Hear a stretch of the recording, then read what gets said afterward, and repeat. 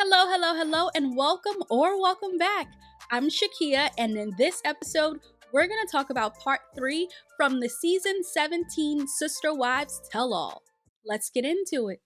Okay, Sister Wives crew, what did you think of part 3? I am not that satisfied. And I've said this about parts 1 and 2 that I thought we deserved more. We as the viewers deserved more, and I don't think we got that.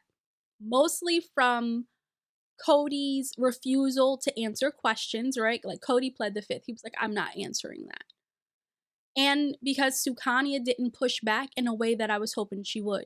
You can challenge and you can push back and you can still be respectful, and I would have loved to see more of that from her, especially when it came to Cody, so that perhaps he can be held accountable for things he's said and done throughout this season. But at this point, I still don't believe that Cody has taken accountability for his role and what's going on with his family, his wives, and his children. And Cody loves to talk about responsibility, or excuse me, accountability. Cody loves to talk about accountability, loyalty, and respect. And in part 3, this is where we hear him say, love doesn't matter, respect matters, which I find so odd because you have all these children, all these wives, and respect matters more. I would imagine that love would be important for me. Love is important, and so is respect. I'm not going to say that respect matters more. So I think that's telling on his part, on how he operates as a person. Everything is very transactional. That's what it looks like. Well, if you do this for me, then I'll do that for you. Well, if you make this sacrifice, then I'll think about how I can love you. But it doesn't feel like this genuine romantic love when it comes to his wives, or even this, compassionate paternal love when it comes to his children. Even when regarding the children, it feels like this love out of obligation. And in order for them to have a connection or a relationship with him, then they must respect him. But what has he done to earn their respect? Because it seems like he's losing their respect. Now, you know what I thought was sad? Christine's view of what a soulmate was. Christine said she felt like it was apparent that Robin was the favorite and that Cody and Robin found soulmates in each other. And she was jealous of that. She said she didn't know what a soulmate looked like before seeing Cody and Robin together. She didn't know there could be more in a marriage, but they found their soulmates and each other. And Christine goes on to say that she and Cody had something super special, super fun, but then when she needed his help and he wouldn't give it to her, there was this click that went off in her. And she said, I've done everything for you, and you can't give me this, and you can't give this to me. And then he and Robin met, and he was everything for her, and she was everything for him. So, of course, seeing that, right, she would probably think that she does think that they being Robin and Cody are soulmates. But is it really a soulmate relationship, or is it that one person has chosen to be loyal in a way that the other person expects? Is Robin the favorite wife? That's the most unfair question because you don't have any idea what work she has done, what she has done as a person, the sacrifices that she's made, the games that she hasn't played. It's not about a favorite, it's about finding favor. And obedient. And I don't even want to use the word obedient, but that's what it feels like sometimes. Like she's chosen to follow him,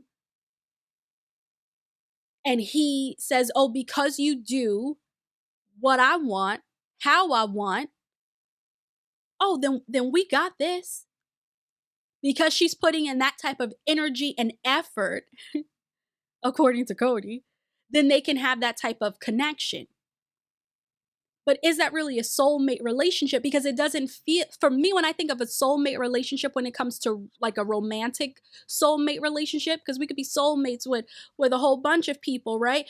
But when it comes to this idea of like a romantic soulmate relationship, then I would expect romance. I would expect love, like deep, fulfilling love, real, genuine love from both parties. And I don't get that from this couple. Again, Cody said that love doesn't matter to him, respect does. So I wouldn't call this a soulmate relationship. I would call this somebody who is going along with this power dynamic within their relationship. And this is one of the issues I had watching this tell all. And I noticed that every time every time he would come on the camera, I just found myself having a reaction like, oh, here we go again. Because there was this power dynamic. And he seems to be somebody who needs control, right? He thrives off of that. He kept trying to, or he did, direct the conversation, take control of the conversation in the narrative, refused to answer questions. And even then, he still wasn't being held accountable. And I was hoping, and I said this before, but I'll repeat it. I was really hoping that Sukanya would gently push back. And I would have loved for the tell all to have been all of the family together, the wives and Cody together. And I know some people might think, well, if they have these separate interviews, then they'll speak more openly and freely. But we still didn't get that, not when it came to Cody. Also don't know if we got the honesty that we were looking for as the viewers, either from Cody or from Robin. And I think perhaps if they were all together, then they could have held each other accountable. Like, come on, you know that that's not true. And add, their viewpoint.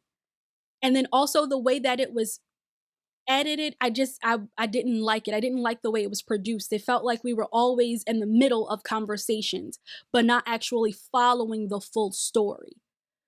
So I hope if they do this again that they have them all in one room. Yep, let's have them. Let's do a proper TLC tell all where you have all the cast members in one room. And we need a host, and I like Suki, but we need a host who is going to go there, who is not going to be afraid to push back. Again, you can push back and be respectful. We need somebody who's going to push back. We need somebody who is not going to let Cody take control over the entire interview, because that is what he did. That's what he did. But anyway, going back to this episode, right? So, and I'm not going to go through all of what we saw, even though a lot of it was repeated. I'm not going to go through all of what we saw. I'm just going to highlight I think 2 or 3 things, and I may do a separate video about one of the wives specifically. We'll see.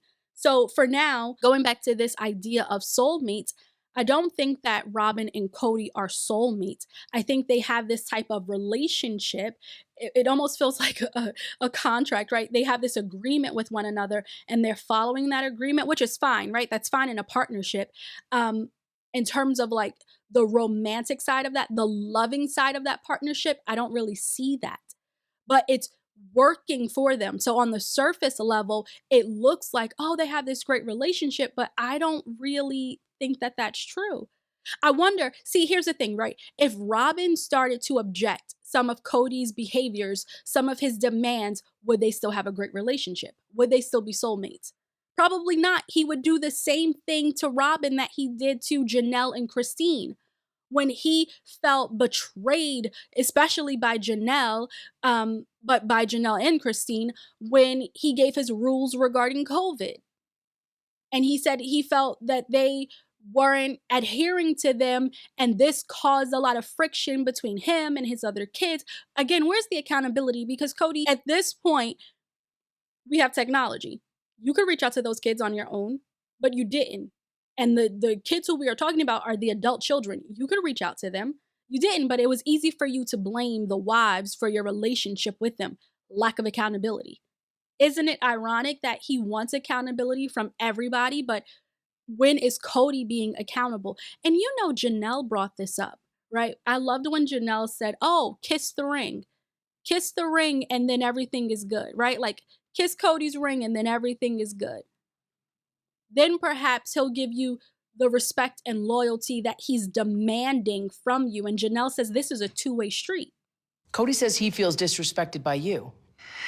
Well, it's mutual. I think it's a two-way street there. I think if he had truly been watching out for me and my children, he would have figured out a way to make it work for the whole family instead of having his rules and hanging out with the wife, staying where he was respected and obeyed. This is a two-way street. Janelle also said Cody always wants to find a reason to justify why he's having a problem with you aside from looking at himself. And she said, you know, if she were a priority, if like finding housing and stuff for her was a priority the way it was for other wives, if she had the same type of help, then she would have found a way to be on the land. And instead, she was being told like, "Oh, there's no money, there's no budget for this, etc." And she's like, "But we found money for other stuff. We found money for other people to be in homes." Now, since we were talking about soulmates, I want to jump ahead and talk a little bit about Janelle. Okay, loyal, kiss the ring, and then we'll be good. It's a big word. Loyal, be loyal to me, and then we're good. Have you not been loyal? I thought I'd been loyal, and I thought Christine had been loyal, but apparently we're not loyal enough or something. Suki was asking her if she and Cody would get back together, and Janelle said that she likes her life now. She misses how things were. She's mourned that. She's mourned that that part of her life is over, but she likes how her life is. And she said, and I loved this because it reminds me of the conversation that Cody and Mary had. So let me tell you what part. So Janelle said, "I'm not waiting for him." And remember when Mary and Cody were in the car? And I think Mary said, like, "I'm waiting for you," something like that. And Cody said, "I'm not coming." Well, Miss Janelle said, "Look, I ain't waiting. I am not waiting for him." She said, "I mourn that that life was gone. The life that she and Cody had and how things were in the past." She said she mourned that, but she's not waiting for him. And then, you know, she told us that he blew off his last anniversary. This is somebody who demands respect and loyalty and accountability. But he blew off his last anniversary, she said, and she said he didn't even like call for Christmas. And here is the part that I personally find interesting when it comes to Janelle and whether or not she and Cody would reconcile. It's this idea of shoulds. And shoulds are often based off of external expectations. And in the case of Janelle, I think her shoulds are related to her religious expectations, her religious obligations. And this is the, dare I say, for lack of a better word, like danger of following along with an ideology, especially if it no longer resonates with you. And this has nothing to do with whether or not, you know, to believe in God. That's not even this conversation because I believe you can believe in God, you can have a spiritual relationship, and yet you don't necessarily have to be religious. And I would love to like meet Janelle and say that to her. And here's the thing. Here's one of the reasons why. Because she seems so conflicted about whether or not to stay with Cody. So she's separated. In her mind, she's separated and she's done. But there is this pull, there's this draw of I'm supposed to be with him because that's what my religion tells me. And so you could tell she is ready to like cut the cord and really be done and move on, but she can't. Janelle said, "I deeply believe in my faith. I know I'm happy. I know I don't want him to come back, but my faith requires that we are married eternally." Oh, Janelle, leave him. No. But her faith requires that they are married eternally. I find this very interesting because, you know, it's similar when people say divorce isn't an option. oh, nope, we're married and we were married before God. Divorce isn't an option. No, no, it is. It's an option. And in the case of Janelle and Cody, oh, they're kind of fortunate because they don't have a legal marriage, depending on how their assets are interwoven with one another. But if everything is fine, if it was the way that Christine was, she was able to kind of just go, then Janelle would be lucky that they don't have to go through all the legal channels in order to get divorced. Some religions teach that divorce isn't an option, but I don't think God would want you to stay in a situation where you are unhappy, where you don't feel respected, where you are not being treated as an equal. Uh, mm-mm. Divorce is absolutely an option. You can try to make something work, but both people have to be willing to put in that effort and that commitment in order to make something work. Both people have to be willing to make some positive changes in order to make the relationship work. But also there is something going on with Cody, and I haven't really talked about clinical diagnosis because I'm not going to do that just yet. Maybe I'll put out a separate video, but there is something off with Cody. Janelle seems like a great person and she deserves better, the same way I think Christine deserves better. And even Mary, she deserves better. And since I feel like this episode we're talking about like the love part, right? There was a point where Suki asked Mary like how long would she say? So I'm paraphrasing here. And Mary said she's unsure, but she said that she gets to make that choice, which is true, right? Because this is her life. Do you wait? I don't know. Time will tell, won't it? Yeah, it's for me to decide. He's decided. So now what? But he's already made that choice that they are divorced. And this is what I mean. What is that pull that holds people stuck to another person? We know, okay, yes, there's history. Okay, perhaps you do love them. But if you see the way that they're treating you, you hear the way that they've talked about you, why waste any more of your life? Why waste any more of your time? Because we don't have a lot of time, right? And this existence, right? This body, this life. Why waste what precious time we have in a relationship that's not fulfilling? In a relationship where you aren't being respected, in a relationship where you aren't being loved the way you would like to be loved. And this is not specific to Mary at this point, this is for anybody. We're using them as an example, but why waste the precious time you have in this situation? And so for Janelle, I really hope that she can come to an understanding with herself and with her higher power where she feels okay to finally and fully let this man go.